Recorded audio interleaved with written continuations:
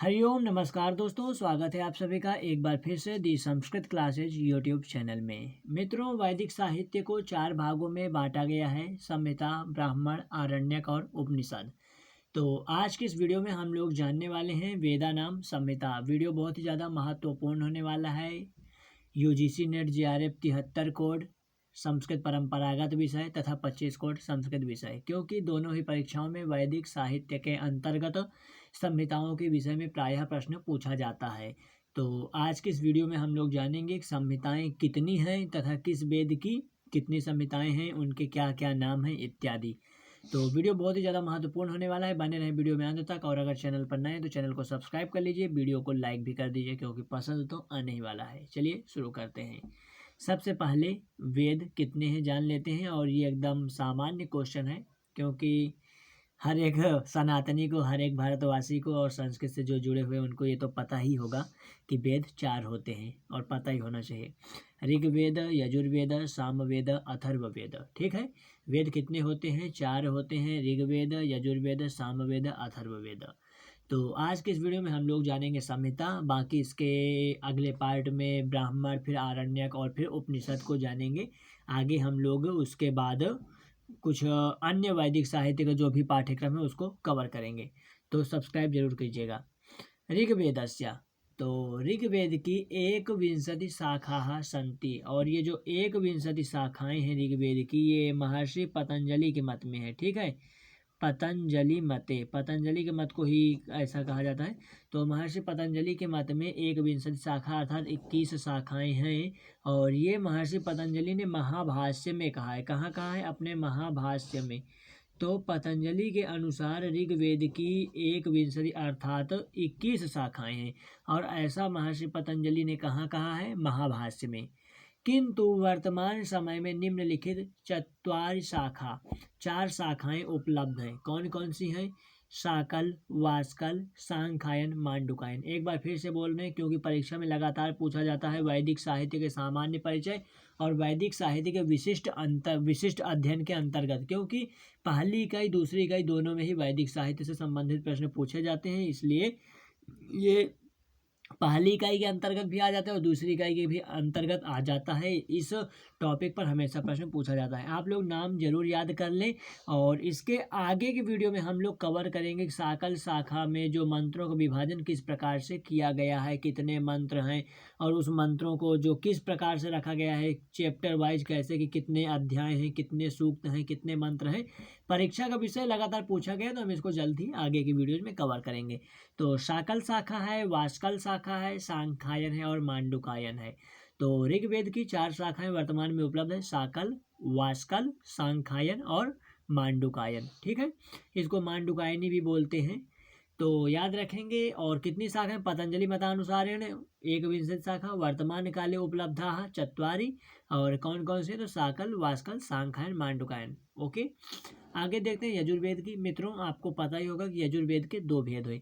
यजुर्वेदस्य भागद्वयम्, ये भी एक सामान्य प्रश्न बन सकता है कि यजुर्वेदस्य कति भाग, यजुर्वेद के कितने भाग है? तो यजुर्वेदस्य भागद्वयम्, 2 भाग हैं। कौन कौन से? एक शुक्ल यजुर्वेद है, दूसरा है कृष्ण यजुर्वेद।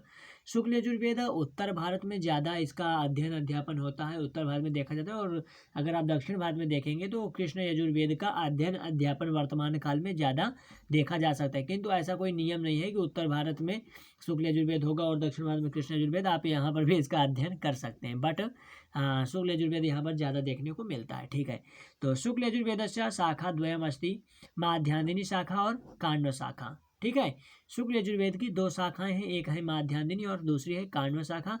माध्यान्दिनी जो शाखा है, इसका एक नाम है वाजसनेयी। ठीक है, वाजसनेयी। ठीक है, याद रखेंगे, तो कई बार पूछ लेता है। और इसमें 40 अध्याय हैं। कितने अध्याय हैं? 40 अध्याय हैं। शिव संकल्प सूक्त इसी से लिया गया है, पुरुष सूक्त यजुर्वेद वाला यहीं पे है।